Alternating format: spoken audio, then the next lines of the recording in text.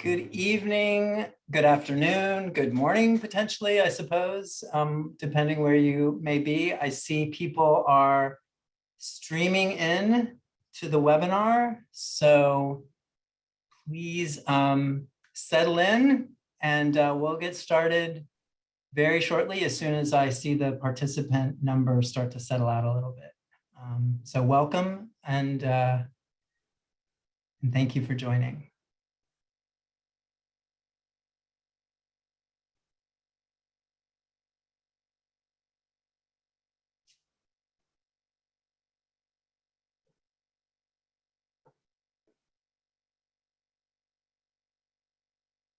I'll just re-up that statement as I see people are still joining.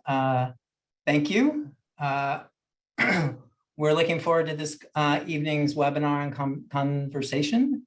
I want to make sure that people have the opportunity to join. We have a lot of people who have registered and will be joining us, so we really appreciate you joining. Please just get comfortable and we'll get started momentarily.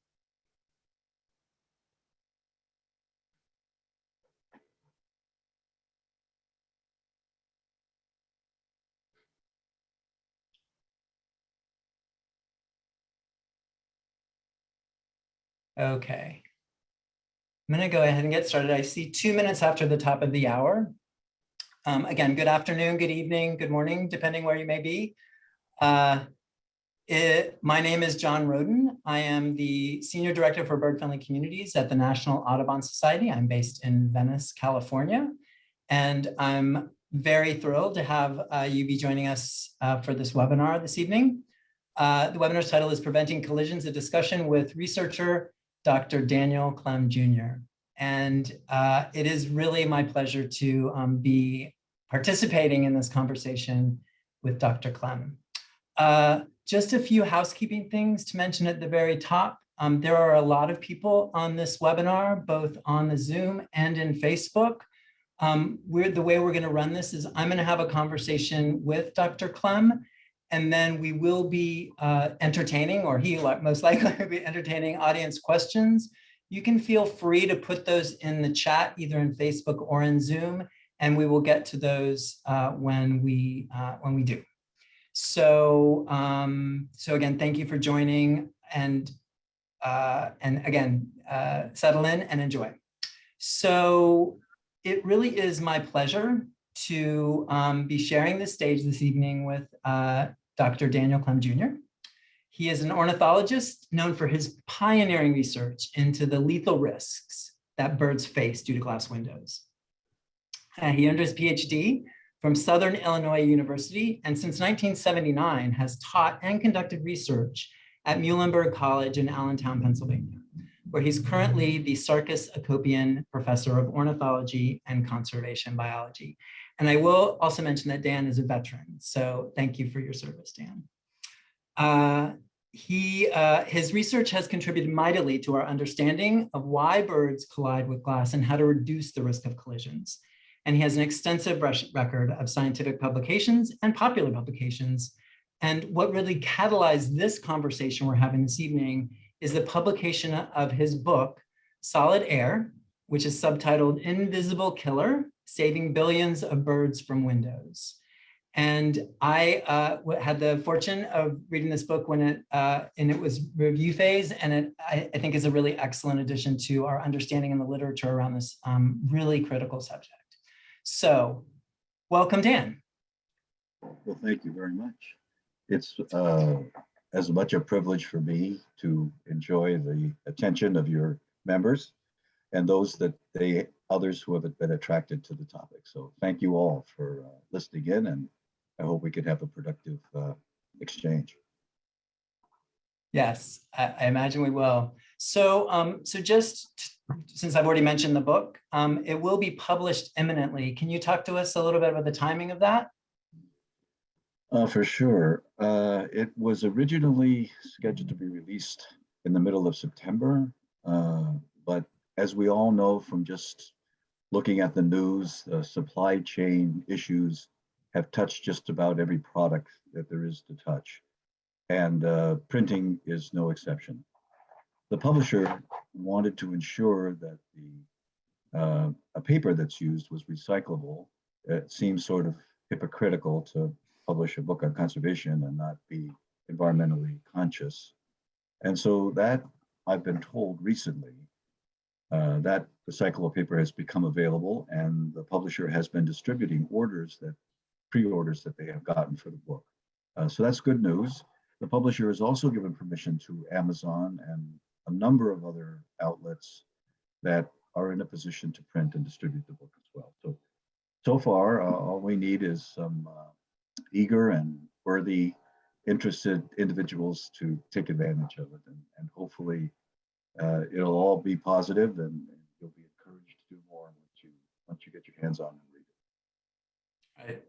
I imagine you have a eager and ready audience in this audience. So let's hope. So as I mentioned, I do have some questions for Dan, but we do also want to hear from the audience. So please do feel free to put your questions as we have our conversation in the chat, and we will get to them. So I just wanted to start, Dan, with what brought you to the issue of collisions? Okay, well, that's a question I get just about everywhere I go, and whenever I get an opportunity to talk about this. And the answer is pretty simple. Just like any struggling student looking for a study, it took place in my last university and my training in my doctoral program. That was at Southern Illinois University at Carbondale. For those of you that might not be familiar, Southern Illinois actually has two universities, one in Edwardsville up near St. Louis, and one in Carbondale, which is the very bottom of the state. And that's the one that has a larger venue of medical schools and law schools and so on. And they had a wonderful zoology department. And I was attracted there to study behavioral ecology. And my original thinking was to look at birds of prey and look at the evolutionary development of how they captured their prey. But my advisor at the time was a wildlife person, and they informed me that unless I was going to work on some game birds, birds of prey were out. And again, unless I could capture my own money, and that wasn't in the cards at that particular stage. So I was, as always happens, or frequently happens at such large institutions, there are political difficulties, and my advisor was threatening to leave. So it looked like I had to leave too. But I was TAing for a professor in ornithology, and he invited me to study with him instead of leaving the institution. And I happened to be in his office one day, and we were discussing those things that I thought would be relevant for me to study. And he was anxious and upset that a student had told him that the nest that he requested him to collect on his property was not something he could do for ethical reasons. And this set the professor off on a tangent, ranting and raving about the fact that this student lived in a home whose parents had built this palatially glass-covered country abode, and it killed 50 to 60 birds a year, and they were all brought into the museum, and not once did this student or anyone else in the family describe those deaths as being unethical. So he was saying to me, look at Dan, maybe there's a study here for you. So like everybody else at the time, I had not heard birds flying into windows. So the very next day, about 5 o'clock in the morning, I went in front of a building that he had told me that he had collected dead birds at. It was our chemistry building there. It was a big glass covered front facade. I sat there as the light came upon us, a morning that flew through the unleafed winter oak tree and smashed right in front of the window in front of me. And I was stunned, right? So I picked it up. I went around to other buildings on campuses like linkways, corridors, and so on, and found lots of evidence of skeletons, bird strikes on the windows. And so I was hooked from that point forward. And then I started, doing what all students do, looking in the literature, and on I went. Right. I mean, I think it's interesting. I don't know if you have this experience, but so many people I talk to have a personal experience with collisions, right? They've heard that thump on their window, but they don't make that connection that their personal experience has there's a bigger issue related to that personal experience, right? Do you find that that is your experience as well? Oh yeah. Well, I think from the very time I started studying this, I remember some very ardent conservationists telling me that, rather boldly, that if I go mucking around with the way they look out their windows, I was going to lose. Nobody was going to pay any attention to me. Right. And I'm always astonished that, again, birders, especially who are aware of this issue, believe that their home has no such collisions whatsoever, like you described. And on every occasion in which that has come to my attention, I've been able to go out with them around their homes and show them evidence that, in fact, collisions are occurring. Uh, it's a intractable problem. Not only do people not want to believe that they're party to something as tragic as this, but the other part too is that a lot of the victims are hidden, right? We put vegetation in front of our windows, and when the birds, if they die outright, even then they might be hidden in the vegetation. But if they're not, they seek out cover to keep away from us and our attention. So it has its hidden side, and so it's not really unusual. But it is sort of human nature to not, especially people of us who care so much about birds and who admire them so much. We don't really want to feel party to the guilt or the anxiety associated with harm. Right. Yes. Very good point. So we have. I want to talk a bit more about collisions, but returning to this book, why did you want to write this book at this time? What motivated that? This is just the latest, right, in a whole litany of attempts on my part to inform. An unkind description that I use just because I think it's in my nature to be somewhat self-deprecating. I point out that I think I honestly qualify as the definition of an educational failure. I've been writing about this stuff for almost 50 years, and where's the groundswell? Where's the people that are supposed to be helping us and protecting the birds? So to be sure, in the last 5 to 10 years, we've done marvelous things, and awareness has increased dramatically, exponentially.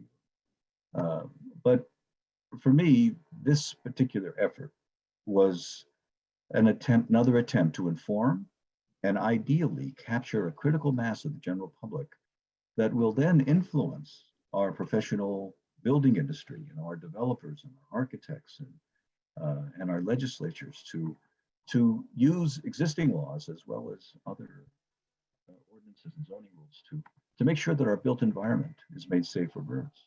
Nobody, this particular topic is unwanted and unintended.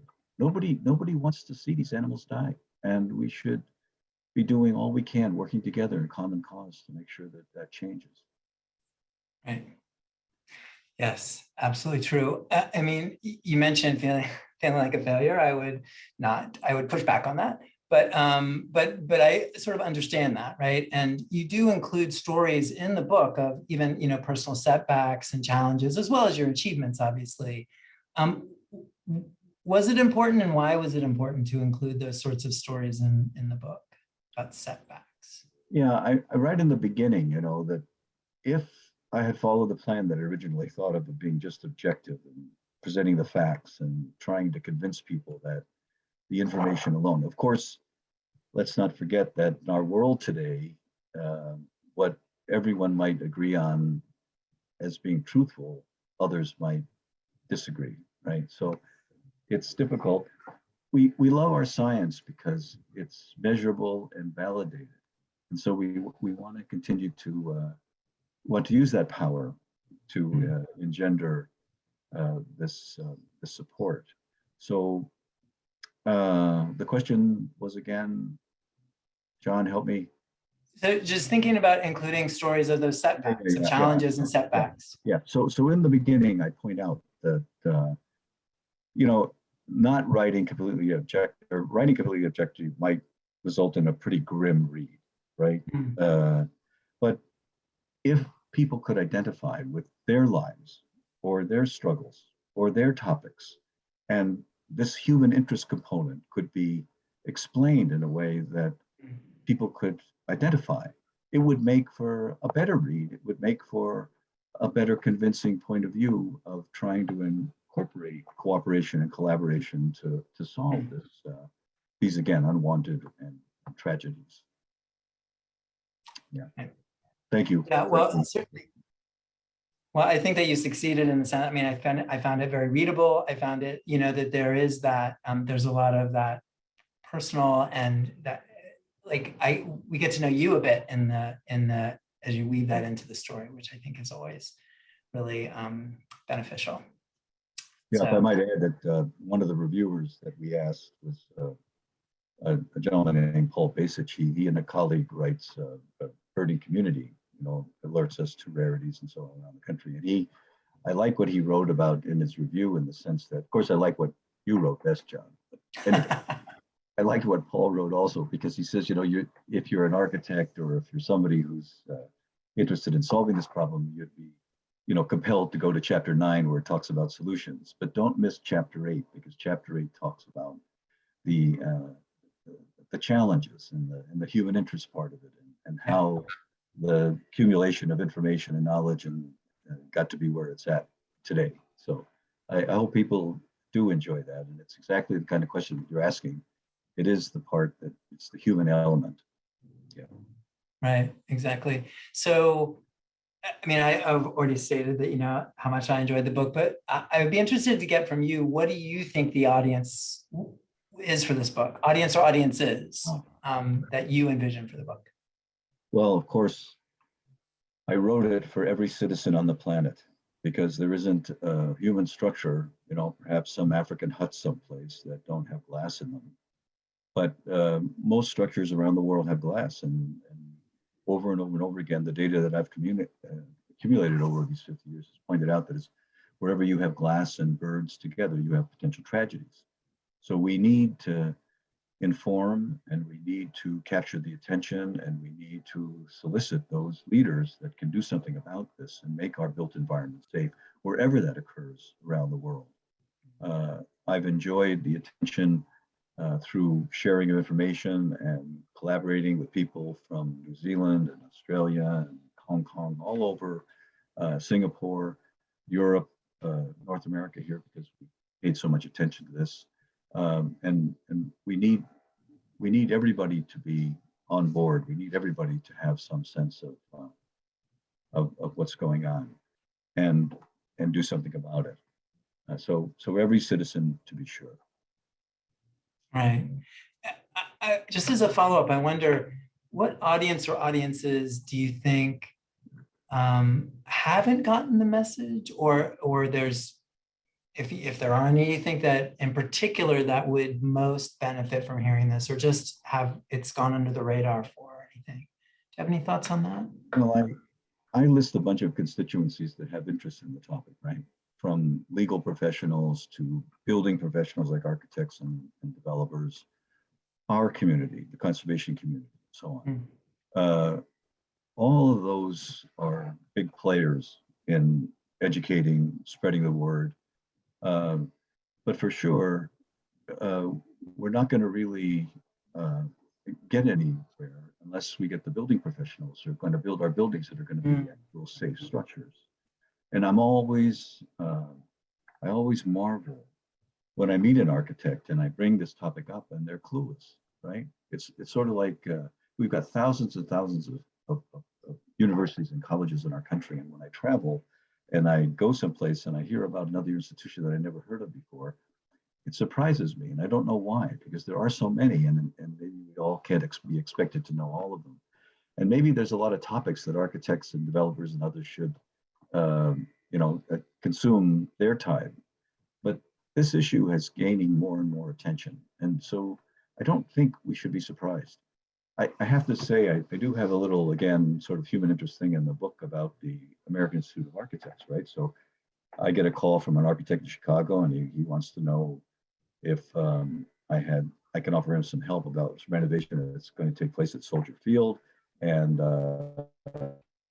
at the end of the conversation, he says to me, "Gee, too bad you weren't here last week, because the AIA had their annual meeting and the topic was the environment." Well, it turns out, and I'm not sure, John, you knew about this, but it was the National Audubon Society that wrote me and said, Dan, why don't you submit an abstract and go talk to these people about this issue? And I did that.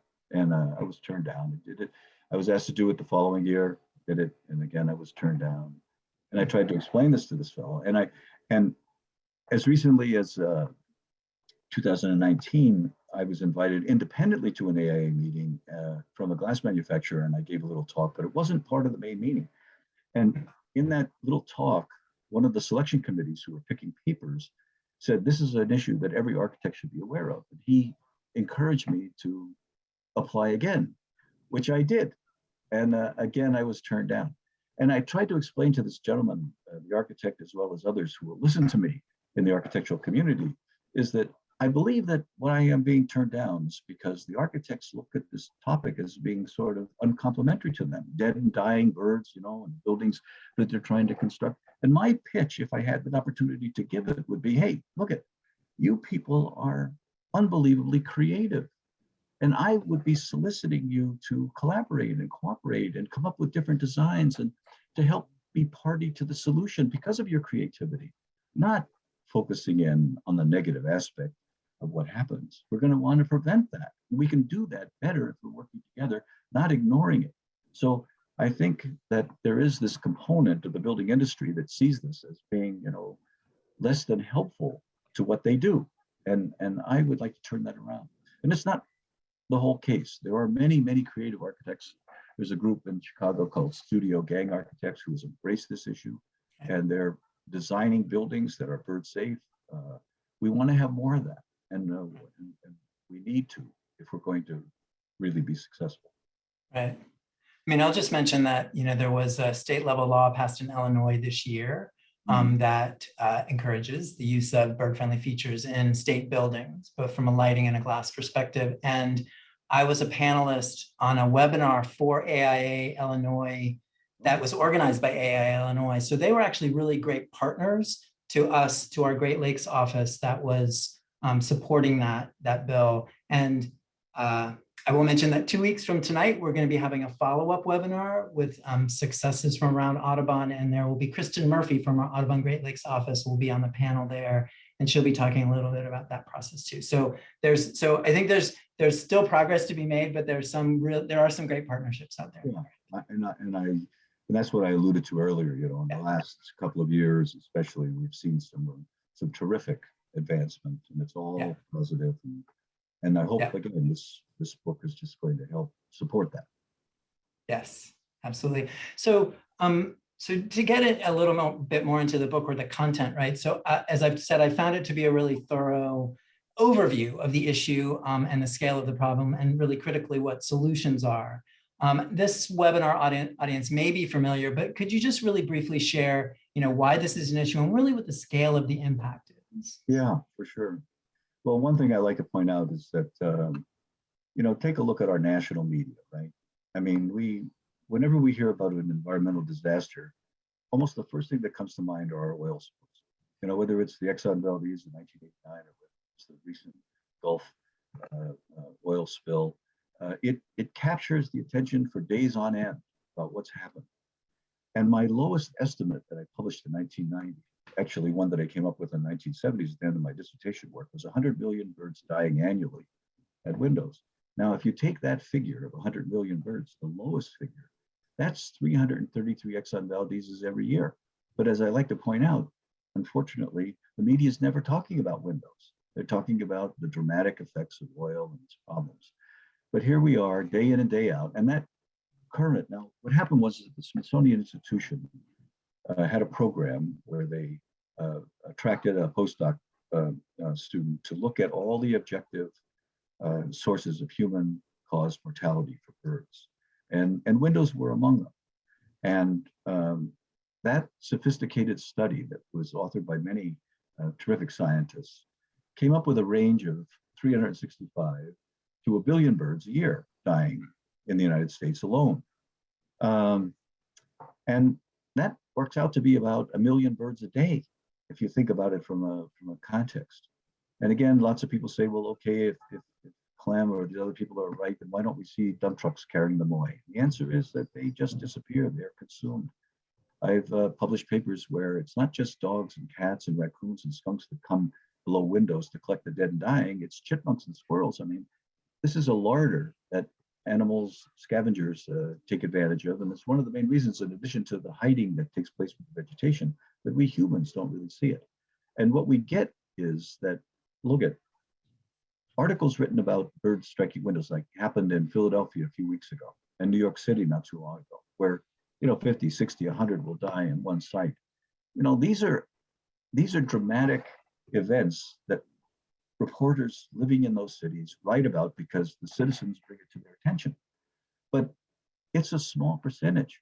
Again, one of this cabal of group of scientists from the Smithsonian published, again, in their sophisticated modeling studies, that 44% of all the annual kill takes place at 1 to 3 story homes, residences, and small commercial buildings.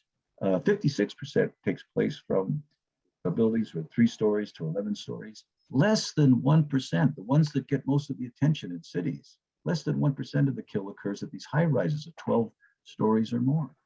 So, here's another thing. I'm not interested in convincing anybody that we should be only focusing our attention on window kills. We should be focusing our attention on all the unintended human-associated avian mortality worldwide. And we have to put these things in perspective. But scale does matter. So these huge numbers affiliated to windows, it warrants our attention, it warrants our action.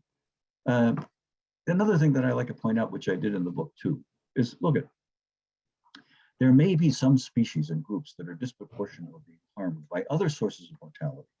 One classic example are wind turbines, right? They kill a disproportionate number of birds of prey. And birds of prey populations are far less in terms of the amount of individuals in the population. And it may be that those wind turbines are harming that particular group of birds more so than the passerines that make up the biggest chunk of the animals that end up being killed in North America otherwise.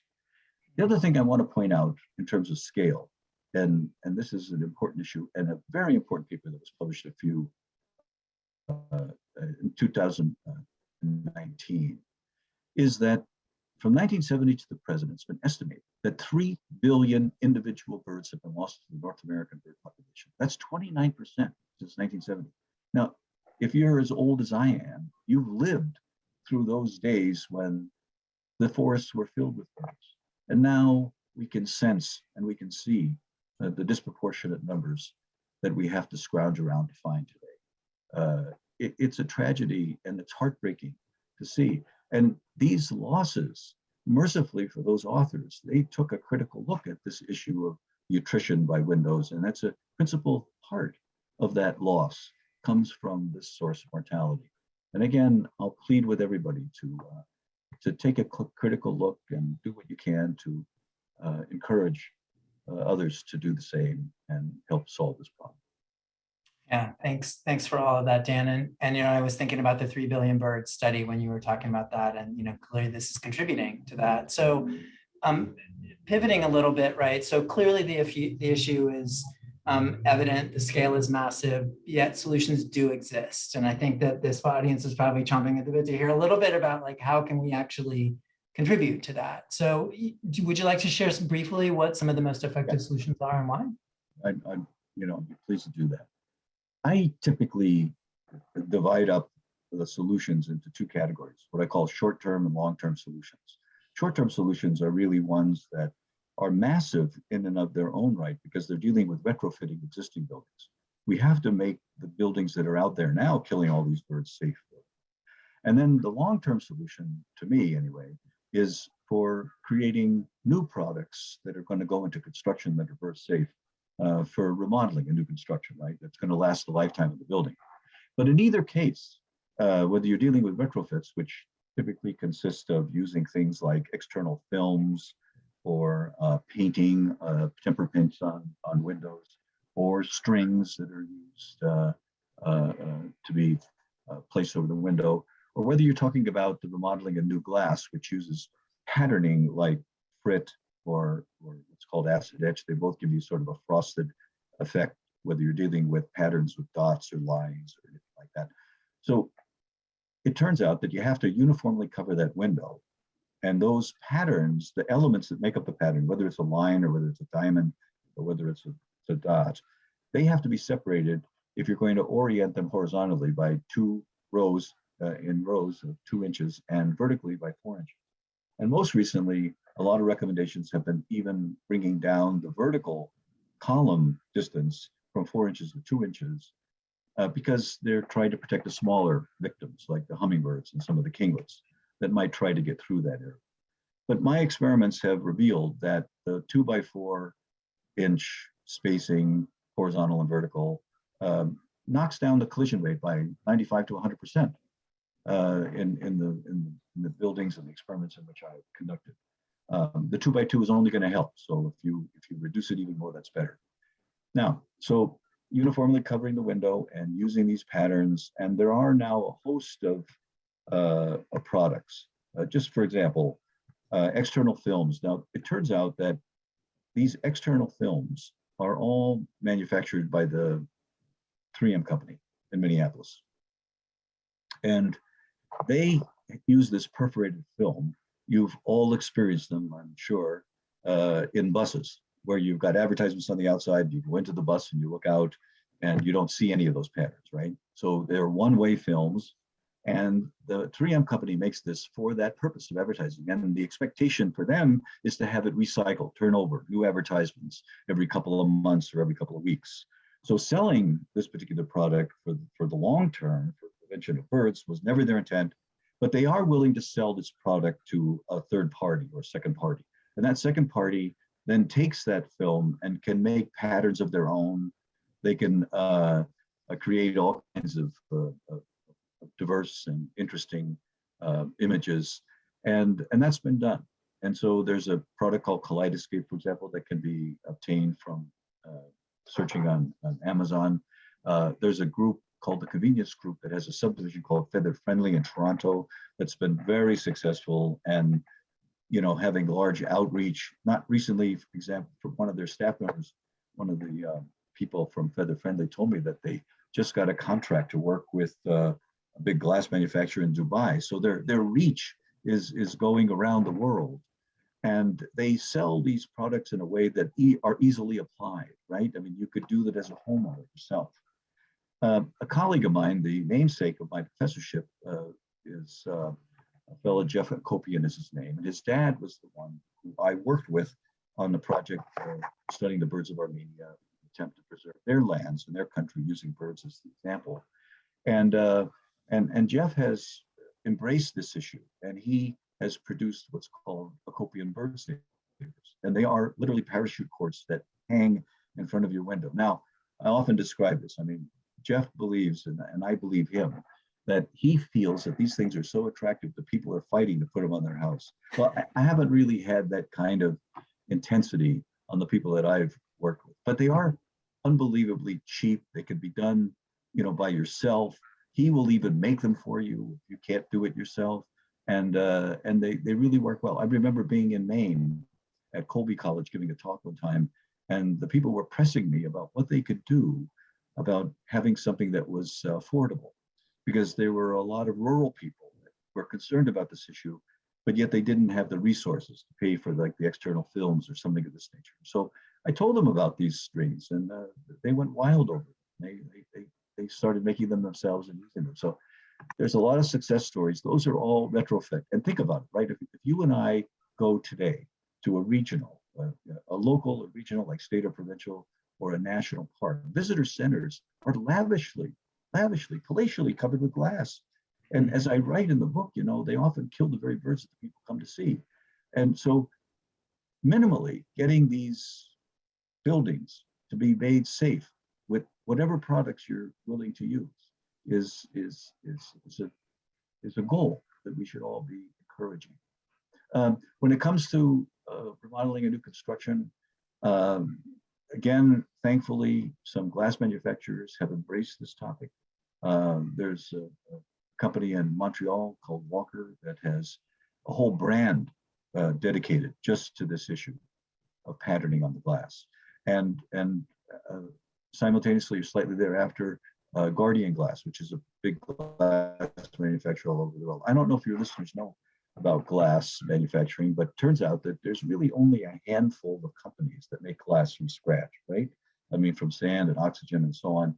And Guardian happens to be one of them. And then what happens to them is that after they produce their product, they can sell their glass to the thousands upon thousands of other manufacturers or fabricators, and they use that glass in the construction of what they're going to put in homes and residences and commercial buildings as windows. So getting them to embrace and produce products that are bird safe from the beginning is going to help us in the remodeling and long-term construction.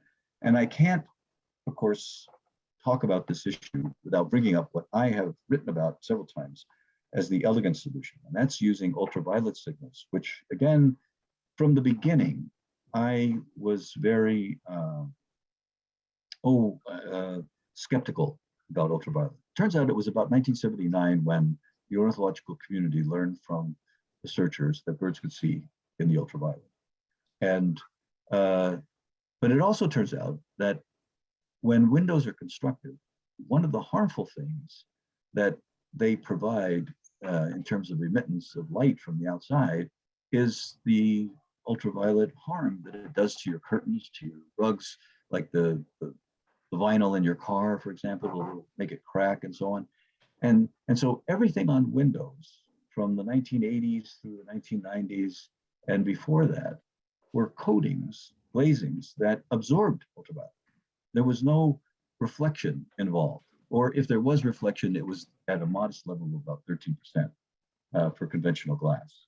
So here's the deal, right? We all know, those of us who at least have some savvy about how living things perceive waves, electromagnetic waves, light waves in particular, is that we know we have to, it has to be reflected for our eyes to be able to perceive it.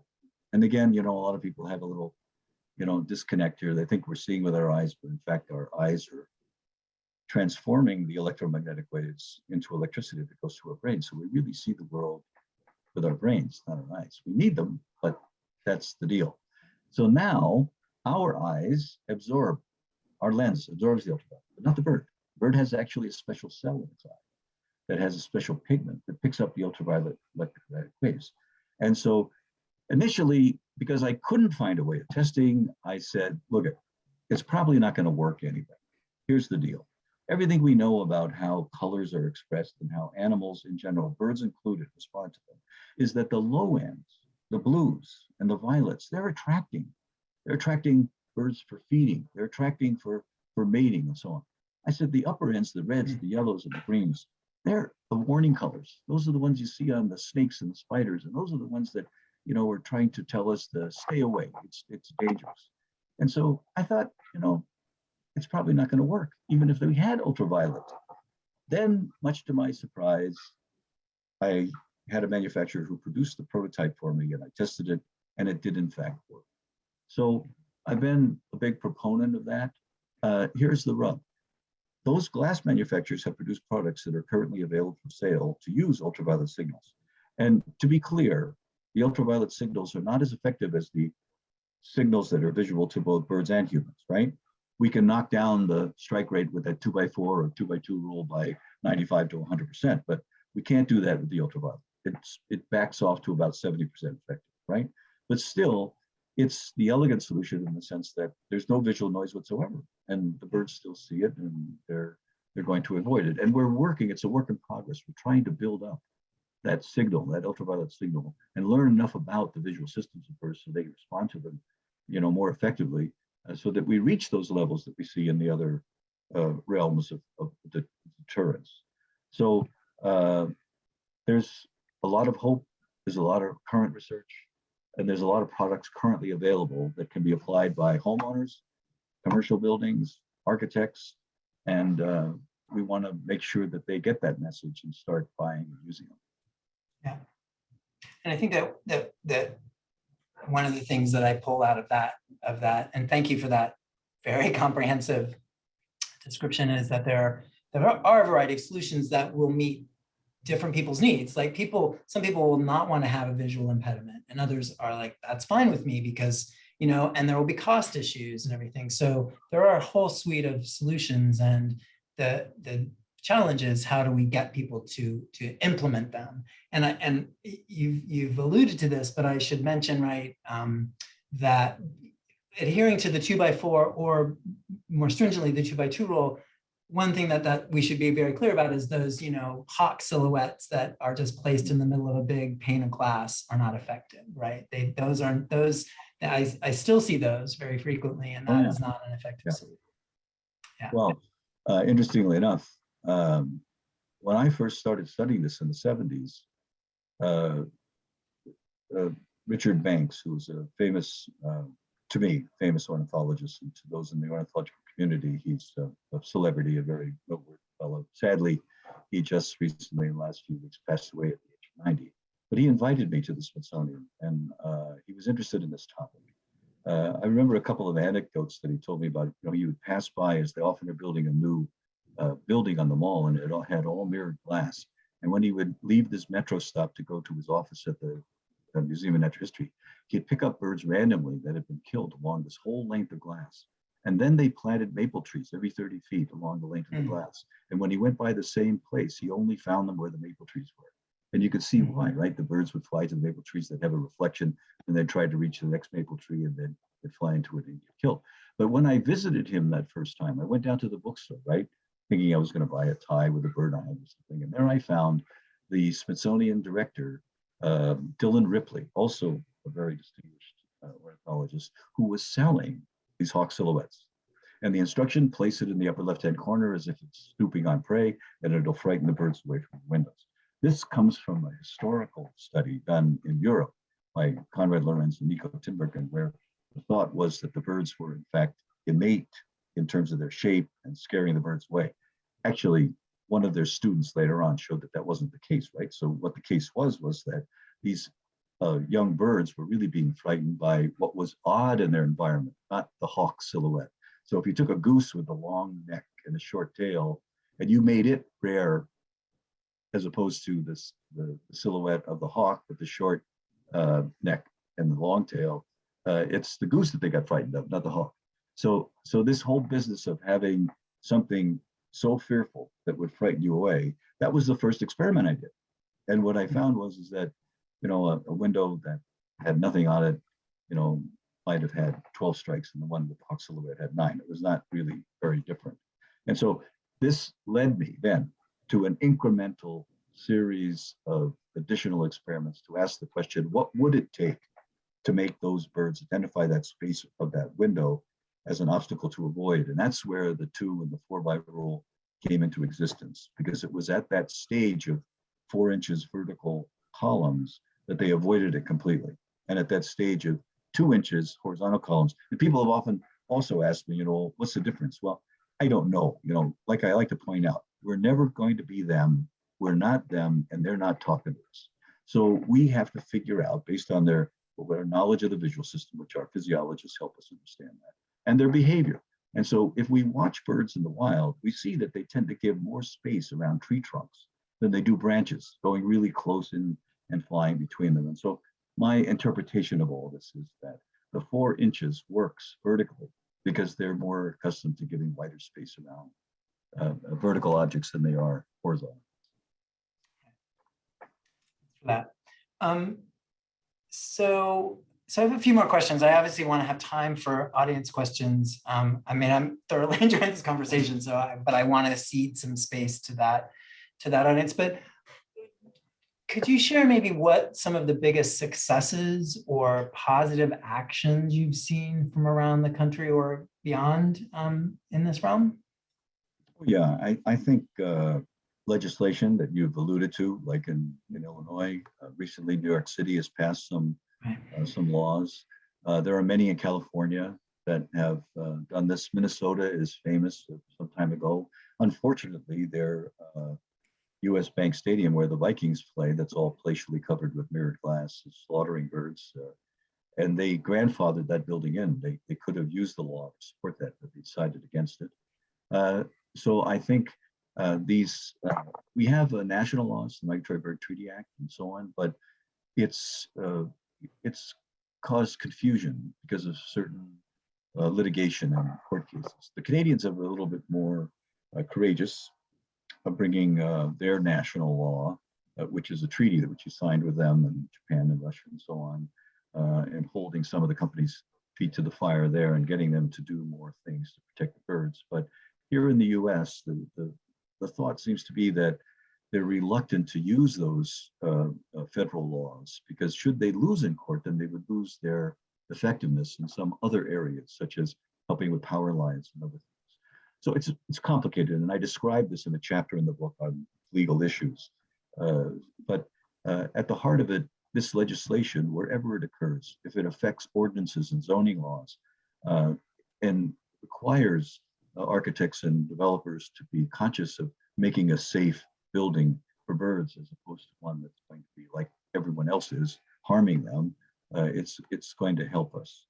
Of course, the film and glass manufacturers have made a big contribution, right? They're a big win when you get them on your side and they start producing things to help you. And then most recently, your own organization, the National Audubon Society, has sponsored the Bird Window Working Group in Philadelphia to develop a toolkit for education that's going to be shared with all the chapters. And the hope is that this will spread the word, certainly more widely and more effectively than I'm able to do even tonight. And then there's another gentleman, who's a retired attorney that worked in our government for Congress, Mr. Jim Cubey. He's produced a whole series of examples at his own home where a sunroom is, and he's gotten his neighbors to participate in this. And he's sharing this information with others about what's the relative costs and what's the effectiveness of homegrown do-it-yourself techniques. All of these things, I think, have made major strides in increasing our ability to protect the birds.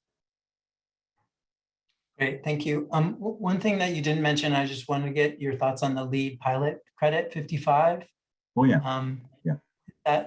What is your thoughts on the efficacy of that? Oh, well, listen, anything that can bring our attention to the issue and that will advance the cause of making the buildings safer, I'm for. I think, the reluctance or the inability of getting that Pilot 55 to an actual credit in the LEED evaluation system is something that's wanting, that needs to be done. It's a more complicated issue though, too. I mean, some of the means by which deterrents are being evaluated need to be examined further. And they're not always helpful. And they produce less than accurate information. We need to work together to come up with a way of assessing, what are we gonna say is bird safe? Is it 90%, 95%, 70%, 50%? To me, all along, I was always of the opinion that anything we did to a window to knock down the strike rate from what a conventional window does, 100%, is going to be helpful, and it's more bird safe than what the conventional window is. So, but coming up with standards like the Austrians have done that. They have a standard that it's got to be 90 or 95%, otherwise it doesn't pass muster for what they would consider to be bird safe. So we haven't had that discussion in the United States yet. But some of the current legislation, like in New York City, for example, have used some of the tests that have been used by the American Bird Conservancy, called threat factors, and to me, I think that's unfortunate because it's not as accurate as we'd like it to be. And I tried to explain this in some of my research papers, but it's difficult once you get groups of people committed to certain avenues. Getting them to change again or to look at it more critically is a challenge. And so nobody's interested in criticizing anybody. We want to work together. We want to make sure that we're producing the most accurate results for the most accurate outcome and the most helpful outcome. Okay. Thank you for that. Okay. I guess that I was going to ask a question. So, clearly younger folks, I mean, you're at Muhlenberg College, right? You interact with students a lot. Younger folks, I think, are increasingly concerned about the environment and and impacts on it and how to mitigate those impacts. Do you have any suggestions specifically for younger folks on how to contribute to actions around this issue? I don't know if there's any sort of aid segregation, but just like, I'm always trying to figure out how can we reach more younger folks? Any thoughts on that? Yeah. Most of our younger people that would be exposed to this and are interested in it are in schools. And schools are horrific killers of birds. Mm-hmm. And so starting in their own institution, making it aware of to their administration and incorporating the topic in their clubs and their groups and interacting with them, right? That would be extremely helpful. Getting involved in Audubon's programs and being helpful to support programs like this and what they could do, just to learn what options are available to them and how constructive things that they can contribute to. And then I think finally, to me, what always is a marvel is the impact, right? That social media has. I mean, how do we capture? I think a success of capturing a critical mass of the general public would take place if we could make this issue viral, right? How do you do that? I don't know, but maybe those young people do. And using their talent and their skills in the social media area to inform and encourage others to work together for a cause that is a good one. Look at one of my big lines is you pick up the newspaper, you look at your computer to find out what the latest news is. 99% of it is talking about tragedy and trouble. It's a rare event to find a really good feel-good story. Here's one.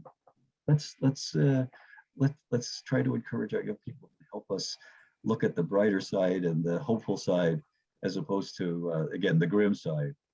So I have only the greatest respect and hope for the younger generation. I always like to tell a story when I give talks. Rebecca Kreshkoff is a New York City Audubon member, and she, along with contacting me and our work together, got the World Trade Center to the first one before it was destroyed, to institute bird safe measures at their reflective windows on the ground floor. And she contacts me periodically, and her last contact to me was that, Dan, this is still a great cause. Happy you're on the topic, but I got to tell you, you're probably going to be long dead before anybody really does anything meaningful about it. And when I end my talk, I say, gee, I still hope she's wrong, but I have to follow up these days by saying the window is closing for me now. I'm getting a bit older, so those young people become even more important to make sure that they learn about this. Another little vignette that I like to share is that a gentleman from Oregon contacted me a few years ago, and he wanted to let me know how proud he was of me that I was carrying on the work of my father. And I assured him that I have great pride in my dad, but he was a barber. He had nothing to do with birds. And the guy that you're referring to is the same one that's been working on this for half a century. So I'm sorry I have to disappoint you, but I'm not carrying on for him. I'm still carrying on for myself and the birds. So youth plays an unbelievably important role here. We can't be more enthusiastic. Yes, thank you for that. And I should mention that Audubon does have an Audubon on Campus program where we have chapters at a number of campuses across the country. And so I would encourage folks to look into that, younger folks or people that are out of school to just get familiar with that program and get involved if you can. Sure. So thanks for all that, Dan. Is there anything else? I do want to pivot to audience questions now, so I'll start pulling those in. But is there anything else you'd like to share before we get to these questions? Maybe you can sure. share that, and I'll start curating myself. Thank you for that opportunity. A few ending things is, like I do in the book, I want to emphasize that, we're not dealing here with an intractable problem. It's not climate change. It's not as complex. We're dealing with an issue that we humans can solve immediately. We just need the will and the action to do so. And so that's the purpose of the book, really, is to convince people of that fact and get this critical mass of individuals, whoever they may be. Maybe it's just one person in the ear of the right individual that's going to move the ball forward for us all and to help the birds. And finally, I would like to remind everybody, right, like I do in the book, that these guys that we're trying to protect, they have no voice. They have no means of protecting themselves. They're relying on us. And if you get so far as to read near the end of the book, one of my referees said, Dan, you got to come up with an ending. So my ending was picture this population whose leaders, as well as their regular citizens, are perishing, and they have no real concept of what's going on. And one thing we didn't emphasize enough is that the hideous part of this particular mortality factor is that, unlike the cats that take the weak, like every predator does, these windows are indiscriminate killers. They're taking the strongest and fittest members, the best breeders in the population, as well as the ones that are less fit.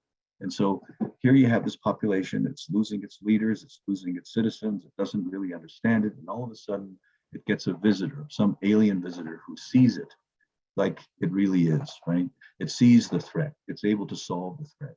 And so in the book I say, read the bird populations as the populations that are losing their leaders and their citizens, and read humans as saviors for the birds. And that's what I hope we're going to be doing here.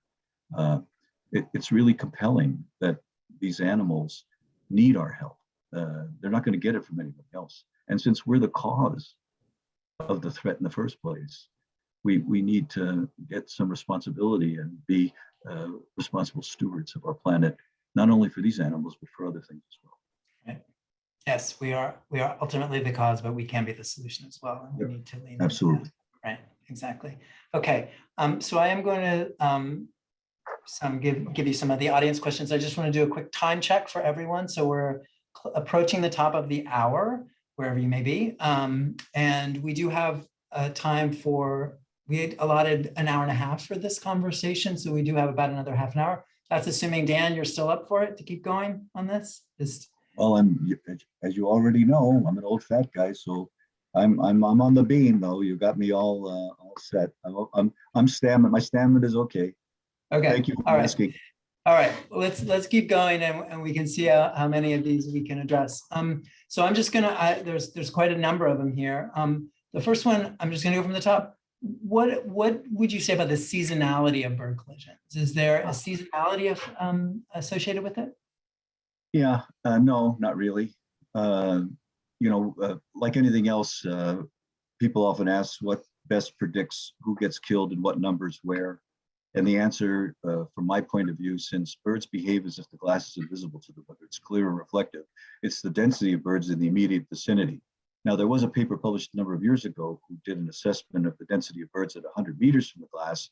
To me, that is out of the ballpark. You got to be within 10 meters to ask the question. They're in the danger zone. The more birds you have in that danger zone, the more collisions you're going to monitor, you're going to record, and the more attrition you're going to get. And regarding we've got records. That was one of the very first fundamental things I did in my dissertation studies. There is no season. There's no time of day. There's no weather condition in which birds elude the glass hazard. It happens year round and every season. And as I said earlier, when you concentrate birds along the flyways during migratory periods, and they end up being in large densities. So here's the deal, right? First of all, I didn't get a chance to say also what the great progress has been going on. It's the Lights Out program that's been going on that Audubon has been supporting all along. But people also, again, this is not to in any way diminish the importance of the Lights Out program, but you have to put it in perspective, right? So if the skies are clear and there's no threatening lower ceiling, birds fly above cities and they're unaffected by the lights. But if the ceiling is low and the birds are forced to fly closer to the ground, the lights from cities influence and draw them in like moths to the flame. They don't smash into the buildings, they swirl around in and out of the light. They are more likely to harm themselves hitting one another than they are the buildings. But what they do is become exhausted. They flutter to the ground, and now they're in the canyons of the glass and concrete, and that's where they get slaughtered in large numbers. And that's why the hundreds are found in front of those buildings as you find them. So making sure those lights don't influence those animals on those key issues of weather conditions is unbelievably important.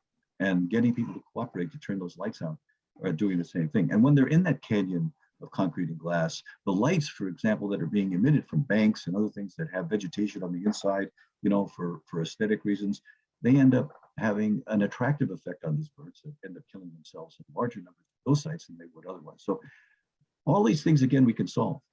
We got to do it. Right, exactly. Thank you. I mean, that was a really comprehensive answer to a a seasonality question, but absolutely there's You're right. no, that's great. The Lights Out program is something that we are pursuing across the country, and to the points that you just made, like what it does is it's pulling birds off of their migratory route. It's exposing them to much higher levels of risk as they are attracted to those lights, and they can collide. They can be gotten by predators. The habitat that they're exposed to or they have available to them is just so suboptimal in those areas. So there's lots of reasons to pursue a Lights Out program. Following up, you mentioned the danger zone, and I've seen that there's been a few questions about bird feeders. And we get this question quite often. The proper placement of bird feeders for safety around windows. Close to the window, far from the window. Can you give us your thoughts on that? Yeah, I'll try to make that quicker. Yeah, that's an experiment I conducted some time ago, and published it with a number of my students. It turned out that the closer you place your bird feeder, like within 1 meter, like 3 feet or less to the glass surface, the more protection you offer the birds. They come and go, and they don't have enough space or momentum to build up to harm themselves striking the window. Other studies that we've done showed you only need to be a little bit over a meter away, such as a junco or something like that can leave its perch and fly into the window and kill itself outright.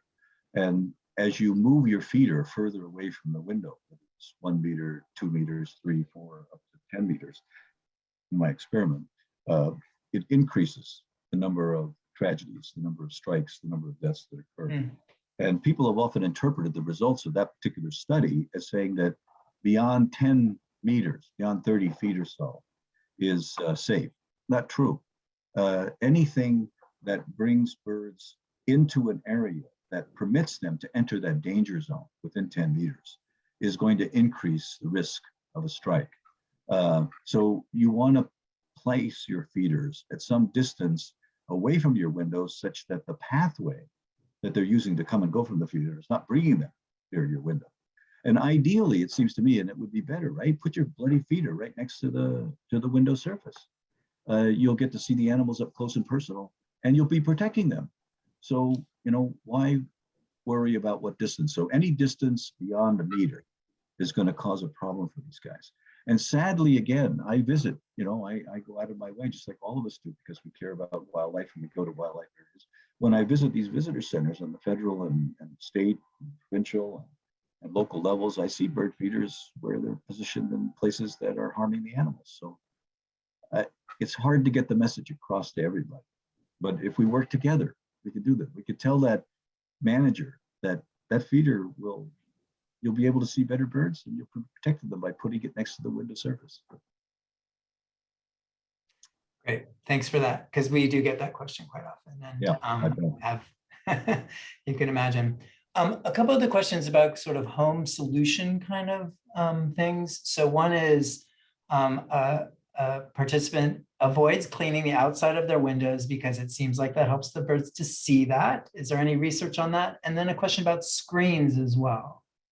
Yeah, well, screens are easy. They are physical barriers that keep the bird from striking the glass, and they work, right? And there's a company in Philadelphia that has a product called Bird Screen. It's nothing more than mosquito netting that you can roll down in front of your window. It works. It works for that purpose. And what was the other part of that? The beginning part of that, John, was the not cleaning your windows, letting them be dirty. Just the opposite, right? I mean, the dirtier your window, the more opportunity it will create natural spots of impediments that the animals will be able to see and avoid.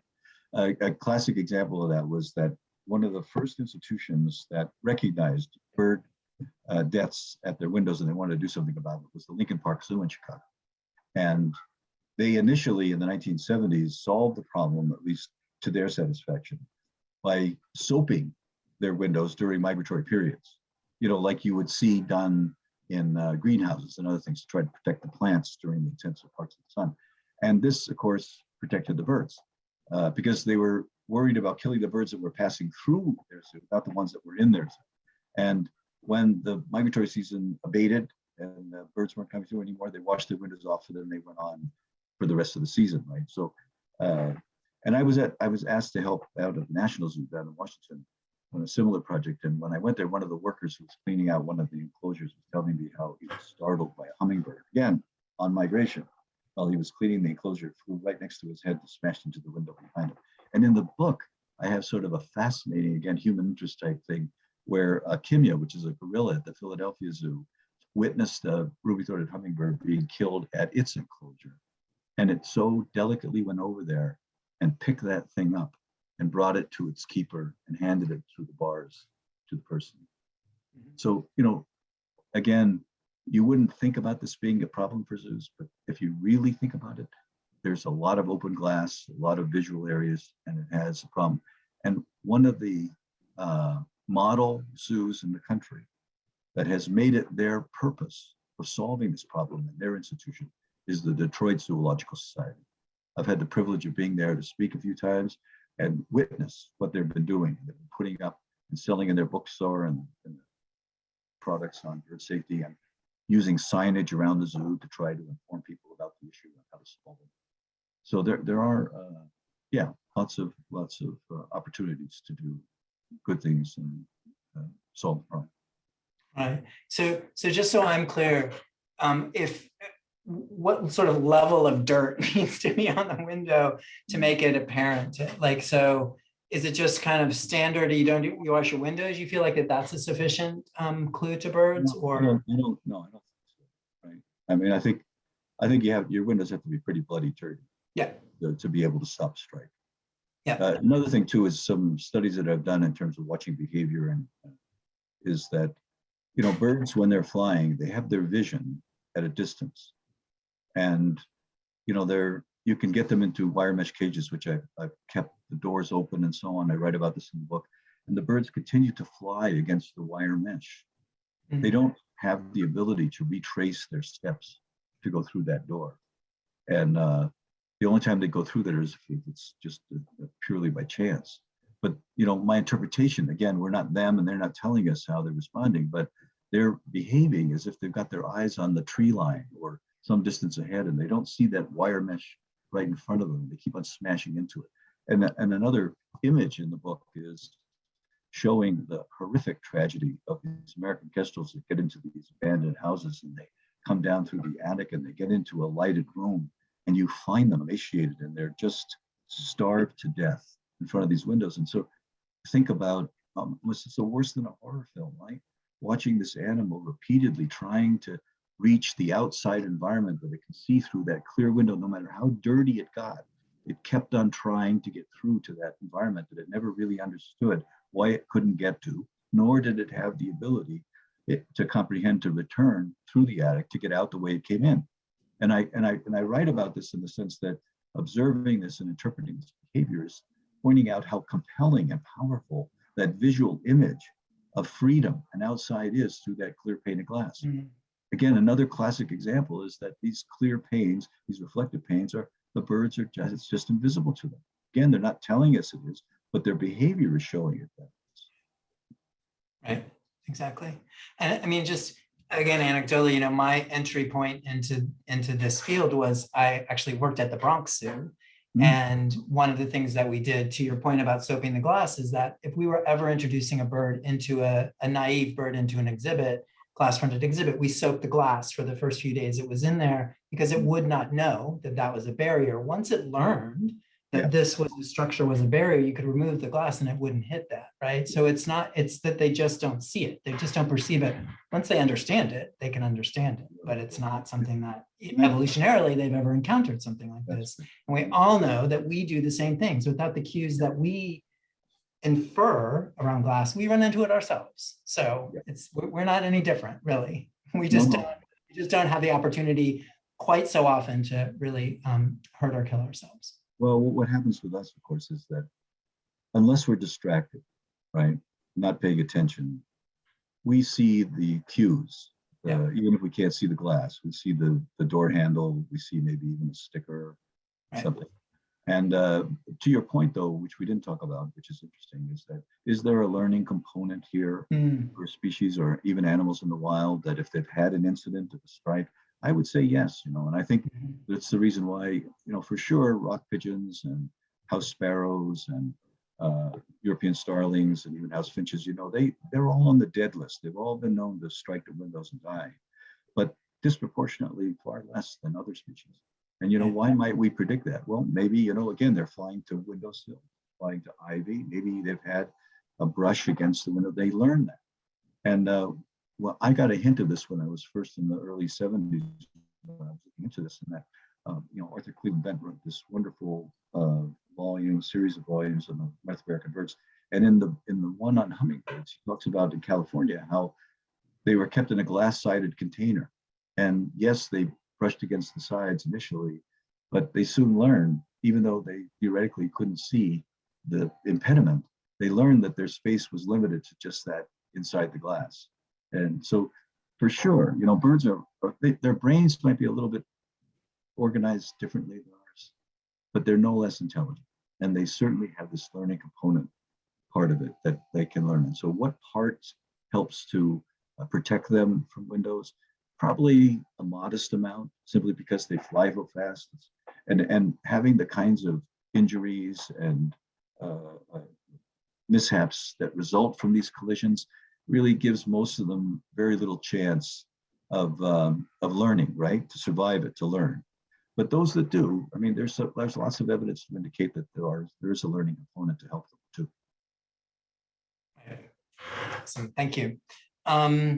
All right, I'm going to pivot to a little bit of a different sort of question. So this is from an undergraduate student at Penn State University in your state.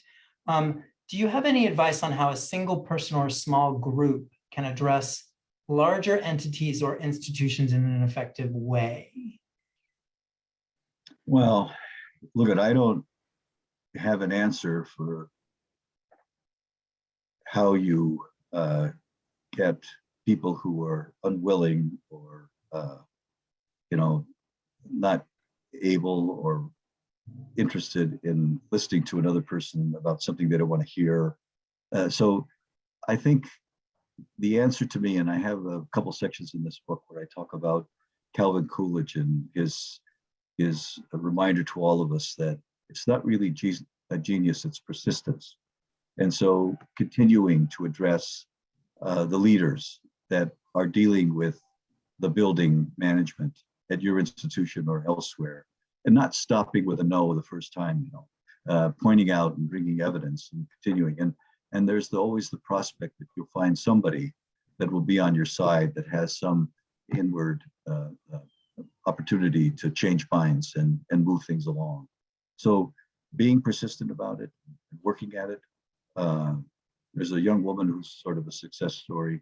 Heidi Trudeau was her name. I met her first at Principia College in Illinois, and she's been at this, and she's still going strong, and she didn't let anybody at her institution or elsewhere deter her from permitting her to remind them that this is a problem they should be solving.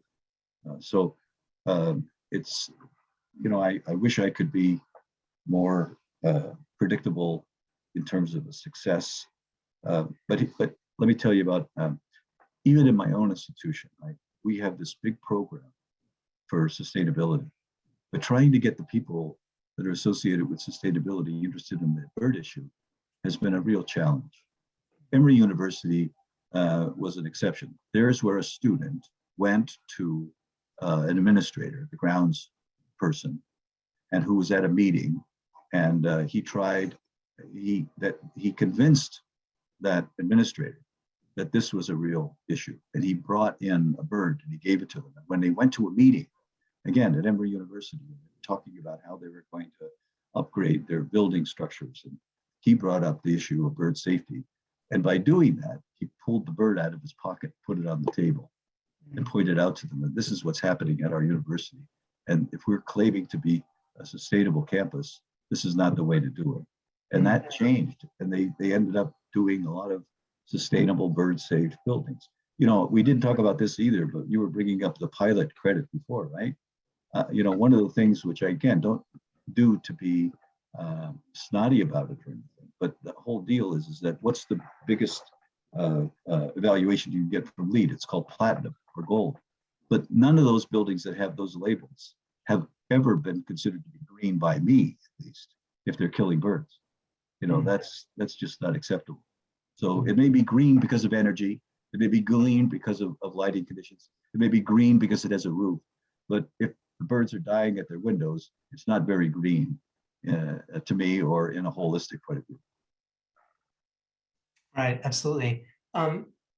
Picking up on something you said, around, so when he produces a bird, right? I mean, that's viscerally, compelling.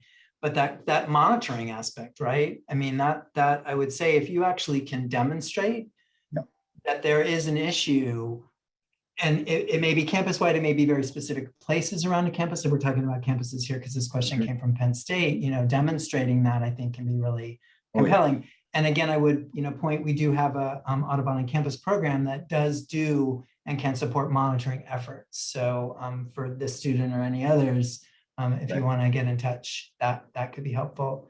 I think there's a corollary question from a professor, actually, and I'm going to raise this because it's slightly different, but this professor says there's clearly concern among faculty and students, but not the administrators. And so, I mean, you coming from an academic institution, maybe in addition to things like talking about sustainability or demonstrating, are there other ways to encourage administrators to be on the side of this kind of work? I find only an unrelenting ability to bring the issue to their attention and try to explain the level of concern that the general public finds in having these tragedies occur on the campuses or the institutions, or the buildings that are housing people.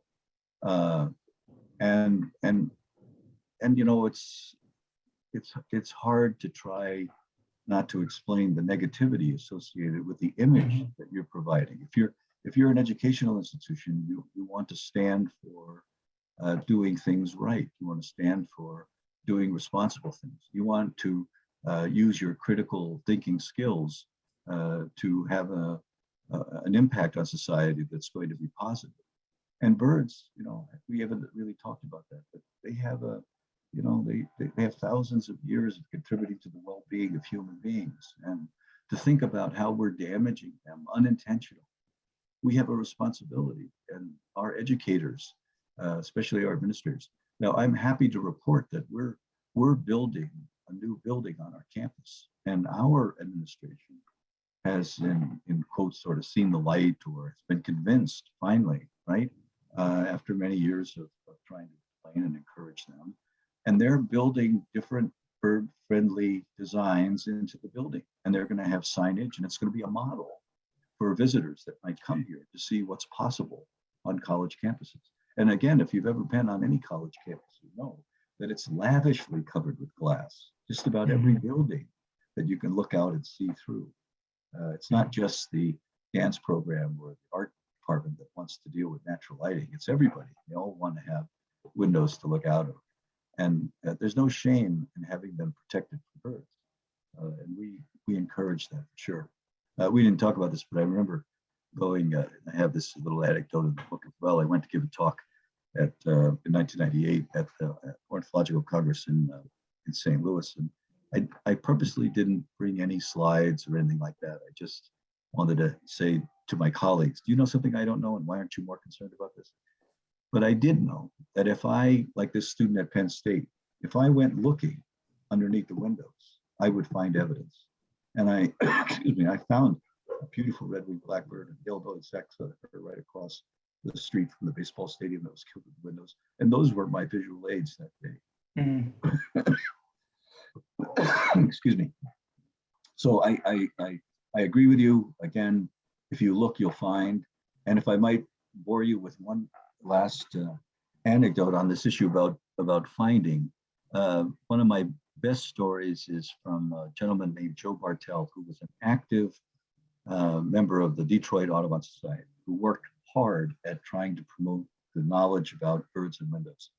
He moves to Denver and joins the local Denver Audubon Society and tries to ask questions about what they're doing about the window issue. And to the person, they tell him it doesn't happen in Denver, right? No, I don't know why, but we're immune from this. He says, well, I know this guy in Pennsylvania that he crows about the fact that wherever you have birds and glass, you're going to have these tragedies. And if you go looking, you'll find them. Oh, no, not in Denver. We don't have any of this. So what Joe did was he called the professional window washers, said, ever find birds and windows?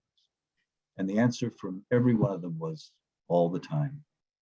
I think that's a precious story because, again, like our students, right? If they go looking, they'll find the evidence. And if these bodies can convince those administrators that this is a real issue and that they should be taking more attention to it, just for the very purpose of supporting their faculty and their students in education and trying to improve our world, they're going to have more successes than they are deaf ears. Right. And I think that that brings up an interesting point about like partnerships, right? And non-traditional ways of thinking about this. I know our chapter in New York City did a project where they engaged the cleaners that came out in the morning. So they weren't window washers. They would actually go out and sweep around the buildings in the morning very early, right? And they were finding the birds, but their task had always been to just shovel them up and throw them away, right? And so they became allies in actually documenting that. And once you have that understanding, then you can move forward, right? So, absolutely. Yeah. And that's a treasure to have that kind of collaboration. Again, I think I have this anecdote in the book is that came to my attention, for example, that this very same practice was being done at Corpus Christi, especially during the migration coming back from the Gulf in the springtime, where large numbers of birds would fly into the hotels and the motels along the Gulf. And the motel owners, the proprietors, they would pay people to go out and collect the dead and dying birds so that the patrons wouldn't see them in the morning. And I think that was because of, again, what they perceived to be bad image. But if you could have cobbled together a cooperative effort to collect the birds, the hotel owners would have been happy to have them out of the way, and the scientists or the people studying it, the conservationists, would have been happy to learn about, what is the characteristic of the tragedy that's happening and how prevalent is it. So, yeah, couldn't be more encouraging for collaboration, cooperation. That's a must. And any science project today, if you look in the journals, the science journals, it's so rare to see a single author. We're all working together because we need each other's talents and skills to further evaluate what's going on. Yes, absolutely. I'm conscious of time, and I know that Dan let me know that he had some bronchitis issues. So I want to be respectful of the fact that he's been talking now for almost an hour and a half. I'll ask one more question. Will there be an audio version of the book? Oh, I asked that the publisher, and I don't think they've ever done an audiobook at that particular publishing house, but they weren't against it. And so I don't have an answer yet. I'm hoping there will be, right? Anything, like remember what the whole purpose is, right? For every citizen. So any way in which we can share the information and have it be constructively received and stimulate some will and some action is something we want. So I certainly hope so, but I can't tell you that there's going to be one right now because I don't know. Okay, thank you for that. Okay, I think that we clearly did not get into all the questions. There's a number of other questions, but I want to have time to thank you and to wrap up and just to make sure that we communicate everything. Again, the name of the book is Solid Air, and I think Dan's going to show. There you go. Again, and I think a really excellent contribution to our understanding of this issue and solutions critically. And I really encourage people to go ahead and get it. I want to thank you so much, Dan, for all the contributions you've made to this field and our understanding of the issues and the solutions around collisions, because I think that your work has been really critical. And I understand Rebecca's Kreshkov's perspective. I know Rebecca as well. I understand that, but we would not be where we are if you hadn't, around awareness and around the ability to implement solutions, if you hadn't contributed so much. So, you know, deep gratitude from myself and the conservation community for all the work that you've done. So thank you for that. Thank you. Again, thank you. Thank your listeners for tuning in. Yes, absolutely. Thank everybody for joining. I might not have mentioned this at the top. We are recording this webinar. We will be circulating that recording to everyone who registered, so you can review it again, and you can also share that more broadly. We're happy to have you share this. I will also mention that this is actually, we frame this as a two-part series. So we have this webinar tonight where we're having this conversation with Dr. Klem. In 2 weeks, we'll be reconvening to share some stories of successes around Audubon on this issue. And we'll have panelists from a variety of Audubon entities that have been working on the ground around things like legislation, around establishing lights out programs and other monitoring programs that can elucidate what's going on in communities and then working towards solutions. So my colleague Connie Sanchez will be facilitating that. That will be in 2 weeks. So please do join us on the 30th, and that will be as well. That will be at 7 p.m. Eastern and then 4 p.m. Pacific. So I think that's it. From my perspective, I just want to check in with my colleagues. Am I missing anything else, colleagues, before we sign off on this? Perhaps not. Okay. So again, Dan, thank you so much. Look forward to continuing to connect with you around this issue and how we can work together to create more solutions across the world. Basically, let's just go big, right? And think about everything that we can do. So let me be so bold as I often do, to thank you and everybody else on behalf of the birds who can only benefit from our help. Thanks. I'll say good night. Okay. Thanks so much. Good night, Dan. Good night to everyone. And again, thank you all for joining.